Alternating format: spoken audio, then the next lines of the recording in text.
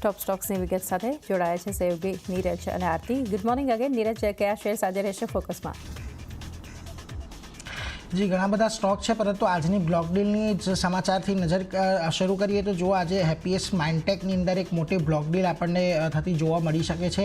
લગભગ જે ફાઉન્ડર અશોક સુતા છે એ 6% જેટલો હિસ્સો અહીંયાથી વેચી શકે છે એવા સમાચાર છે. બ્લોક ડીલ દ્વારા લગભગ 91.3 લાખ શેર્સ વેચશે અને 826 રૂપિયા પ્રતિ શેરના ભાવે આ બ્લોક ડીલ આપણને થતી જોવા મળી શકે છે. ગઈકાલનો જે ક્લોઝિંગ ભાવ હતો એના પગલે આપણને લગભગ 10% જેટલું ડિસ્કાઉન્ટ આવતું જોવા મળી રહ્યું છે. જો આ ઇન્ડિકેટિવ પ્રાઇસ પર આપણને બ્લોક ડીલ થતી જોવા મળે છે તો મહત્ત્વની વાત છે કે જ્યારે આપણે આજથી 1-2 દિવસ પહેલાં જે આઈટી સ્ટોક્સની અંદર એક સારી એવી તેજી જોવા મળી હતી ત્યારે હેપીએસ્ટ માઇન્ડટેકની અંદર પણ એક સારો એવો ઉછાળો આવ્યો હતો અને આઈટી સેક્ટરમાંથી આ સ્ટોક એક એવો હતો કે જેને સારો એવો એક ઉછાળો દર્શાવ્યો હતો. એટલે એના પર એક ધ્યાન રહેશે. અહીંયાથી હેપીએસ્ટ માઇન્ડટેક 970ની આજુબાજુ છે. આજે ગઈકાલે બંધ થયો છે. કઈ રીતે અહીંયાથી આપણને કામકાજ થતું જોવા મળે છે એના પર એક ખાસ ફોકસ રહેશે.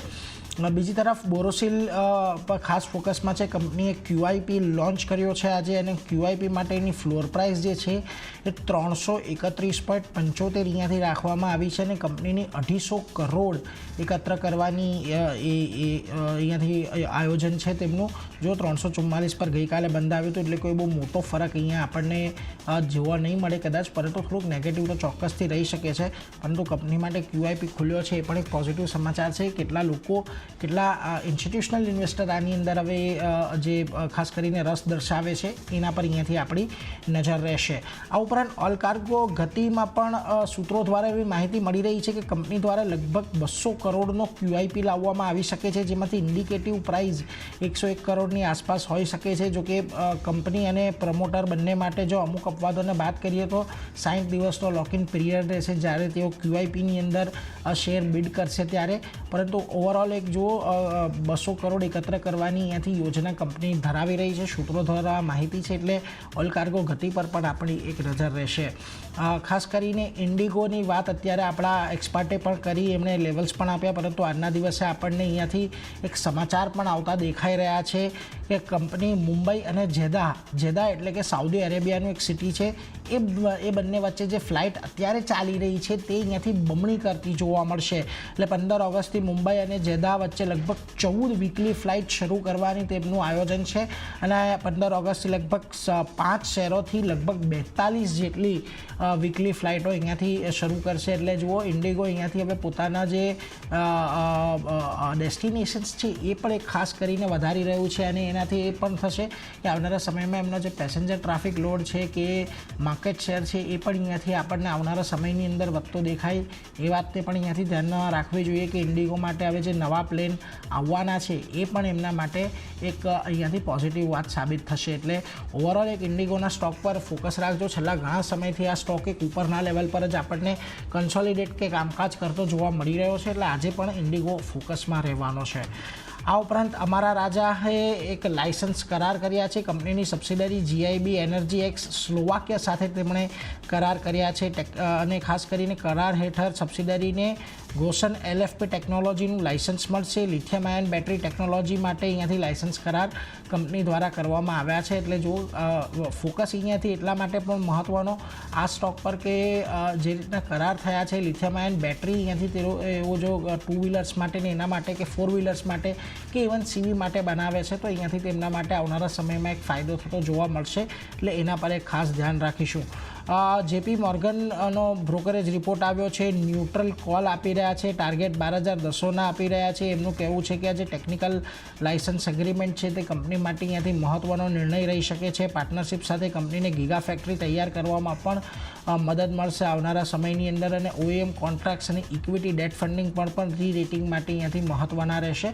એટલે અમારા રાજા પર આ ખાસ ધ્યાન રાખજો. ન્યુટ્રલ કોલ 1210ના ટાર્ગેટ તેઓ અહીંયાથી આપી રહ્યા છે. આ સિવાય ક્રાફ્ટમેન ઓટોમેશન આ સ્ટોક પણ આજે ફોકસમાં રહેવાનો છે કારણ કે સનબીમ લાઇટિંગ લાઇટ વેઇટિંગ સોલન્સ અને કેદાર કેપિટલ ફંડ સાથે અહીંયાથી એમઓયુ કર્યા છે. સનબીમના કારોબારનું અધિગ્રહણ કરશે અને કંપની એક અથવા વધુ તબક્કામાં અહીંયાથી કારોબારનું અધિગ્રહણ કરવાની છે. કરારમાં ગુરુગ્રામની અસેટ સામેલ નથી એવી એક સ્પષ્ટતા અહીંયાથી ખાસ આવી છે, એટલે એના પર એક ધ્યાન રાખજો. એટલે ખાસ કરીને આજે પણ અહીંયા ક્રાફ્ટમેન ઓટોમેશનની અંદર પણ આપણને એક પોઝિટિવ ન્યૂઝ આવતા જોવા મળ્યા છે.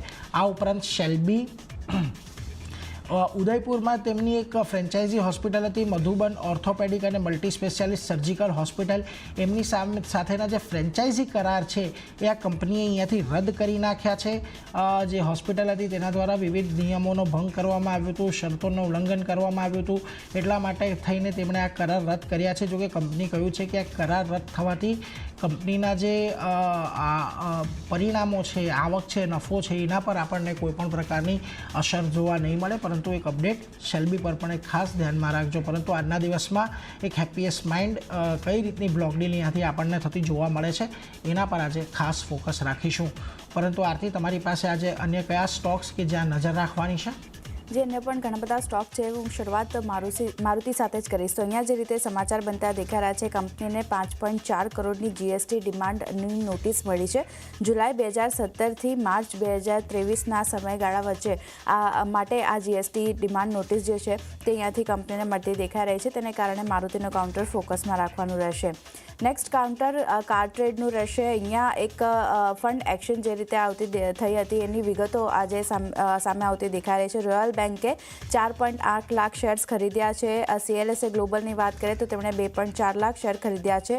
HSBC ગ્લોબલમાં પણ 4.3 લાખ શેર્સ તેમના તરફથી ખરીદવામાં આવ્યા છે અને સોસાયટી જનરલે 5.9 લાખ શેર્સ ખરીદ્યા છે. તો આ ફંડ એક્શન જે રીતે થતી દેખાય છે અને વિગતો જે રીતે આવતી દેખાય છે, ફોકસ કાર ટ્રેડના કાઉન્ટર પર પણ રાખવાનું રહેશે. ગઈકાલે પણ આ કાઉન્ટર ફોકસમાં હતું, આજે પણ અહીંયા રિએક્શન પોઝિટિવલી બનતું દેખાઈ શકે છે. નેક્સ્ટ એસ્ટર DM હેલ્થની વાત કરી લઈએ તો અહીંયા હિસ્સો ઘટાડવાના સમાચાર આવતા દેખાઈ રહ્યા છે. ઓલિમ્પસ કેપિટલ એશિયાએ કંપનીમાં હિસ્સો ઘટાડ્યો છે અને કંપનીમાં હિસ્સો 9.01% ઘટાડી અને 1.09% પર કર્યો છે. તો એક નેગેટિવિટી થોડી ઘણી એસ્ટર DMના કાઉન્ટર પર આજે બનતી દેખાઈ શકે છે. ફોકસ રાખવાનું રહેશે અહીંયા પર. AU સ્મોલ ફિનાન્સ બેંક પણ આજે ફોકસમાં રહેતું દેખાઈ શકે છે, કારણ કે 27 જૂને કંપનીની બોર્ડ બેઠક થવા જઈ રહી છે અને બેઠકમાં પ્રાઇવેટ પ્લેસમેન્ટ દ્વારા ફંડ એકત્ર કરવા પર બોર્ડ વિચાર કરશે. સાથે જ QIP અથવા તો ડેપ્ટ દ્વારા ફંડ એકત્ર કરવા પર પણ વિચાર કરવામાં આવશે. તો AU સ્મોલ ફિનાન્સ બેંક પર પણ નજર રાખવાની રહેશે. ગઈકાલે એક સારું ખરીદારી આપણને જોવા મળતી દેખાઈ હતી, આજે પણ આ સ્ટોકમાં ફોકસ રાખવાનું રહેશે. નેક્સ્ટ કાઉન્ટર RBL બેંકની વાત કરી લઈએ તો અહીંયા પણ ફંડ એકત્ર કરવાના સમાચાર આવતા દેખાઈ રહ્યા છે. 27 જૂને અહીંયા પણ બોર્ડની બેઠક થવાની છે અને ખાસ કરીને QIP દ્વારા ફંડ એકત્ર કરવા પર બોર્ડ જે છે તે અહીંયાથી વિચાર કરતું જોવા મળશે. તો ખાસ RBL બેંક પર પણ ફોકસ રાખવાનું રહેશે. ઝી એન્ટરટેનમેન્ટની વાત કરી લઈએ તો અહીંયા નવી સબસિડરીનું ગઠન કરવાના સમાચાર આવતા દેખાઈ રહ્યા છે. કંપનીએ કેન્યામાં નવી સબસિડરીનું ગઠન કર્યું છે અને ઝી મીડિયા કેન્યા નામથી આ નવી સબસિડરી જે છે તે શરૂ કરવામાં આવી છે. તો ફોકસ ઝી એન્ટરટેનમેન્ટના કાઉન્ટર પર પણ આજે રાખવાનું રહેશે. નેક્સ્ટ કાઉન્ટર મુથુટ કેપિટલનું રહેશે. અહીંયા જે રીતે સમાચાર બનતા દેખાઈ રહ્યા છે, IRDAI સાથે કોર્પોરેટ એજન્ટ તરીકે નોંધણી પ્રક્રિયા જે છે તે શરૂ કરવામાં આવી છે. તેને કારણે એક મુથુટ કેપિટલનું કાઉન્ટર પણ ફોકસમાં રાખવાનું રહેશે. સ્ટોક કઈ રીતે રિએક્ટ કરે છે તેના પર ખાસ ફોકસ રહેશે. નેક્સ્ટ કાઉન્ટર કેમ્પ્લાસ્ટ સનમારનું કાઉન્ટર રહેશે. અહીંયા જે રીતે બોર્ડ તરફથી 1000 કરોડ સુધી ફંડ એકત્ર કરવા માટે મંજૂરી મળતી દેખાઈ રહી છે, તેને કારણે સ્ટોકમાં પોઝિટિવ રિએક્શન જોવા મળી શકે છે. તો કેમ્પ્લાસ્ટ ના કાઉન્ટર પર પણ ખાસ ફોકસ રાખવાનું રહેશે. તો ચાંદની આ બધા સ્ટોક જે નીરજે જણાવ્યા, મેં જણાવ્યા, બધા પર નજર રહેશે. જી, તો બધા જ કાઉન્ટર્સ સમાચારને લીધે કે બ્લોક ડીલના સમાચારને લીધે ફોકસમાં રહેશે.